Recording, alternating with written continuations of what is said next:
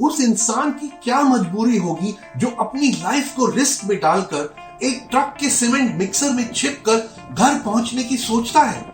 ये वीडियो आप शायद देख चुके होंगे। 18 मजदूर इस तरह से इस सीमेंट मिक्सर में सड़ती गर्मी में महाराष्ट्र से लखनऊ के 1400 किलोमीटर की दूरी तय करने की सोच रहे थे।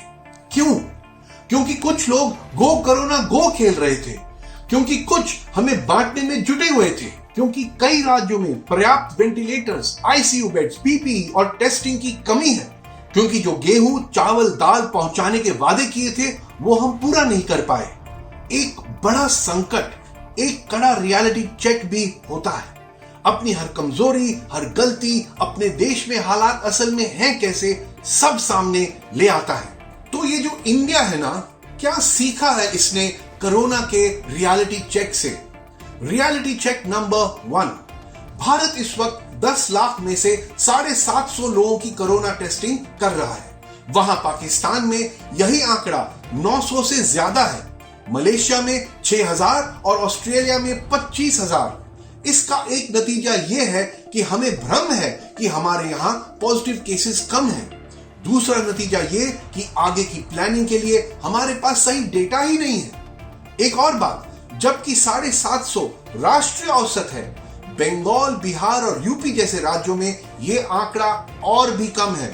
और इन 3 राज्यों में 45 करोड़ लोग रहते हैं, भारत की 1/3 आबादी। और इन सभी लोगों की कोरोना टेस्टिंग इस वक्त जरूरत से बहुत कम हो रही है। और इन्हीं राज्यों में आईसीयू बेड और वेंटिलेटर की भी कमी है।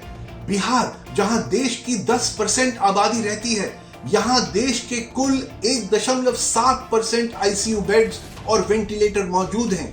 1,60,000 बिहार वासियों के लिए सिर्फ एक वेंटिलेटर और 76,000 बिहार वासियों के लिए सिर्फ एक ICU bed. Reality check number 2, आज अचानक सबकी नजर हर शहर की घनी आबादी वाली झुग्गियों पर है। अगर इन झुग्गियों में कोरोना के केसेस और मौतें बढ़ती रहीं तो लॉकडाउन खत्म नहीं होगा। लॉकडाउन चलता रहा तो अमीर, गरीब, मिडिल क्लास सब परेशान। तो सीख क्या है? फ्यूचर में शहरी झुग्गियों को ज्यादा रहने लायक बनाएं, इन्हें साफ रखें, मेडिकल सुविधाएं दें, शहरों की प्लानिंग में आगे से गरीबों को ध्यान में रखें। रियलिटी चेक नंबर 3, भारत के प्रवासी मजदूरों के बारे में कोई नहीं सोचता। 40 दिन पहले हमने उन्हें घर जाने के लिए ना बसें दी ना ट्रेन, बोला पैदल चल पड़ो। निर्मला सीतारमण का राहत पैकेज एक तो जरूरत से बहुत कम था और ज्यादातर प्रवासी मजदूर उसमें कवर भी नहीं हुए। अब कुछ ट्रेन और बसें शुरू हुई हैं, लेकिन उन जिलों में जहां ये मजदूर लौट रहे हैं, क्या वहां के अस्पताल उन्हें कोरोना से बचाने के लिए सशक्त हैं? बिल्कुल नहीं। रियलिटी चेक नंबर 4, एक मंत्री ने कहा गो कोरोना गो, दूसरे मंत्री बोले हल्दी और नमक कोरोना को मार डालेगा, तीसरे मंत्री ने यह सलाह दी धूप में खड़े होने से कोरोना खत्म हो जाएगा। अगर कोरोना का इलाज साइंस को निकालना है तो क्या ऐसे मंत्री काम आएंगे? आप ही बताइए।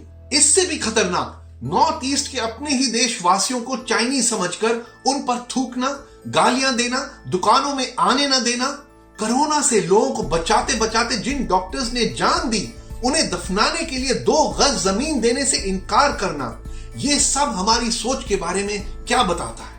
और फिर तबलीगी जमात का फितूर, क्या मरकज की गलती थी?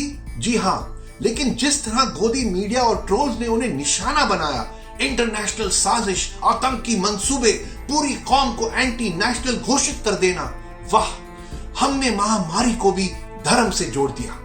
Reality check number 5, Nirmala Sitharaman ने हर गरीब परिवार को 1 किलो दाल देने का वादा किया था, लेकिन अप्रैल में सिर्फ 10%, सिर्फ 10% गरीब परिवारों को यह दाल मिली।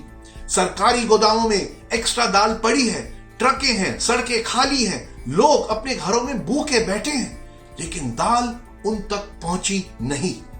कौन है इसके लिए जवाब दे? देश का सरकारी बाबू। एक और एग्जाम्पल, गुजरात में 250 से ज्यादा कोरोना मौतें हो चुकी हैं, केरला में सिर्फ 4। साफ है कि कोरोना को लेकर गुजरात में कहीं तो लापरवाही हुई है, लेकिन इन मौतों के लिए जिम्मेदार किसी सरकारी अफसर को ढूंढने की कोशिश कीजिए, नहीं मिलेगा। इस देश में सरकारी बाबू कभी भी जवाबदेह नहीं होते। ये जो इंडिया है ना, क्या ये कोरोना रियलिटी चेक से कुछ सीखेगा? कम से कम मैं तो यकीन से नहीं कह सकता।